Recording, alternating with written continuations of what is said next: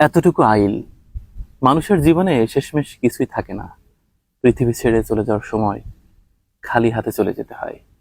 মনে পড়ছে লিও টলস্টয়ের লেখা বিখ্যাত একটি ছোট গল্পের কথা, how much land does a man require. মানুষের জীবনে কতটুকু ভূমির দরকার হয়। 1886 সালে প্রকাশিত এই ছোট গল্পটি পড়লে জীবনকে অন্য রকম করে অনুধাবন করা যায়। জমির আইলের উপর একটা মানুষ কখনোই হেঁটে যেতে পারবে না, ঠিক এতটুকু জায়গা আইল অবশিষ্ট আছে। এপাশের কৃষক কেটেছে, এপাশের কৃষক কেটেছে। প্রতিযোগিতার ভিড়ে মনুষ্যকুলের কেউ এই আইল দিয়ে হেঁটে পার হতে পারবে না, পড়ে যেতে হবে।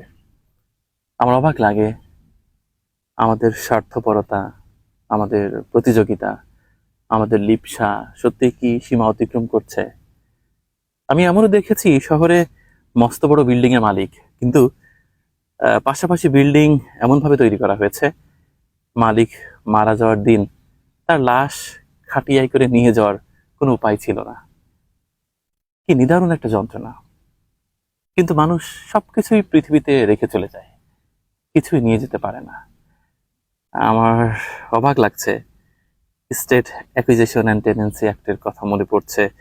সেখানেও আইল নিয়ে একটি বিস্তর বর্ণনা দেওয়া আছে, ল্যান্ড লয়ে একটা বর্ণনা দেওয়া আছে। সেসব কিছু তোয়াক্কা করার সময় কোথায়? সবকিছুর ঊর্ধ্বে মানবিকতা, নৈতিকতা, সেটিও কেন যেন হারাতে বসেছে। অনেকে হয়তো বলবে এই মৌসুমে